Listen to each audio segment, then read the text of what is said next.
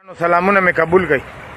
دا زه چې تاسو ته څنګه وایم چې چېرته ماندورې وي نو هلته دلزاک وي، چې چېرته دلزاک وي نو هلته ماندورې وي. نو دا د دلزاک هغه عظیم اتل عظیم سورما د شیخ غفور بابا چې شیخ طپور بابا باندې مشهور دی، دا هلته ولاړ. د پلار قبر په خیشکو پایانو کې شیخ شهباز دی، شیخ نصرت باندې مشهور. بیا د هغه پلار چې دی شیخ احمد بابا دی. او دلته کې دا زما په شا باندې بیا د نوخارو جایداد دی. نو دلته هم دا د ماندورو جایداد چې بیا وروسته د نورو قومونو ته منتقل شوی. بیا دا مخامخ دا کوم چې ښکاري نو دغلته کې بیا د پوره مقبره ده ماندورو بیا ده. نو چې زه تاسو یم چې چېرته دغه شته دی ماندورې شته نو هلته دلزاک شته. بیا د دوی نوره شجره چې ده ما تاسو سره مخکې په دې خبرو باندې تفصیل سره دا ویلي چې دوی په افغانستان کې کله جیپال د محمود غزنوي پلار پسې لاړو نو په هغه باندې بت او یره راغه او هغه د ملتان د حاکم نه کومک وغوښتو، مدد یې وغوښتو چې یاره دا ما پس خو جیپال لاغو خو ما نه غزنۍ خوځیم زه تختمه خو دلته به اسلام راغلی هغه به تباه برباد شي. نو هغه والا دا دلزاک او دا ماندورو لیکل څوک د دې بابا خاندان او ورسره به د دوی سیدان ماندوري هغه ولېږل. نو هغه د جیپال دی لومبې په کابل ووال، بیا په جلال آباد ووال، بیا چې ورپسې راتلو نو بیا د خیبر واغېستو.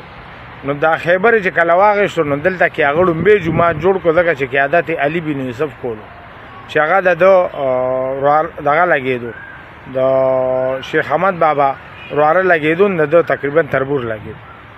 نو هغه لومبې هغه واغېستو نو هلته کې علي مسجد جوړ کړو، علي بن یوسف علي مسجد. بیا هغه راغو پېښور ته. نو پېښور کې قاضي القضا شو، والي شو. نو د هغه قبر دغلته په دې چونګي سره رامداس نه لږ بره په کوټله محسن خان حدودو کې روحاني قبرونه ورته وي هغې کې. بیا هغه د علي خپل فوجونه د هغه له ورکړه ترله نو هغه چارسده فتح کړه. نو هلته کې د هغه مزار شیخ آدم د بابا صاحب په نوم باندې. بیا نور فوجونه یې ورکړه مردان د ولېږلو پلار له. نو هلته کې هغه مردان فتح کو، هلته اسلام نافذ کو، خلک مسلمانان کو. نو هلته کې د هغه قبر د بغداد د مقبرې شاته دی. بیا نوخار له فوجونه راولېږل. نو د نوخار دا فوجونه چې راغه نو د خیشکو په لار راغه او دغلته مقابله د کافرو سره هندوانو سره وشوه.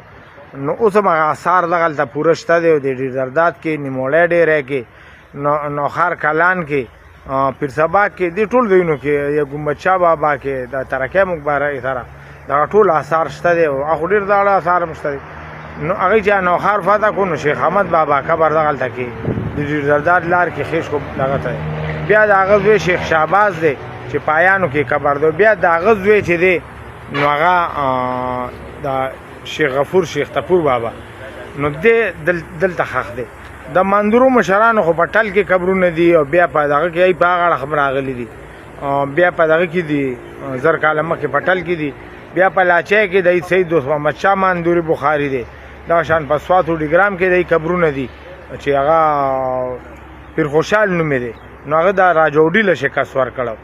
نو زه چې تاسو یم چې چېرته ماندورې ده هلته دلزاک دی، چې چېرته دلزاک دی نو هلته ماندورې دی.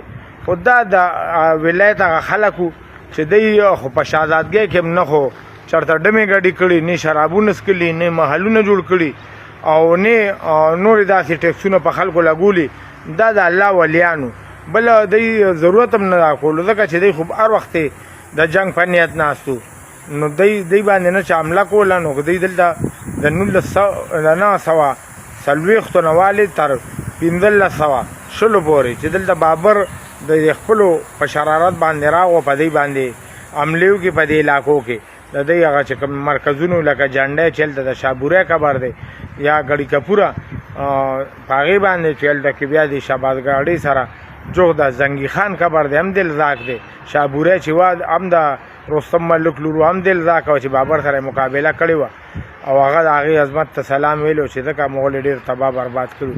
نو دا ځکه زه تاسو ته یم چې دا دلته د دلزاک هم د دې وجې دا ډله ساک یا دراساک نه راغلي او دا ډله هم اسونو والا او شاسوار. نو چې شاسوار دی به تاریخ دا لیکي چې دی به جنګونه هم په اس باندې سوارو او د دوی د مشرانو یو ذکر 6,000 کاله مخکې د بلخ بادشاه دی او ایران فتح کوي نو هغه ته هم ضحاک وایي.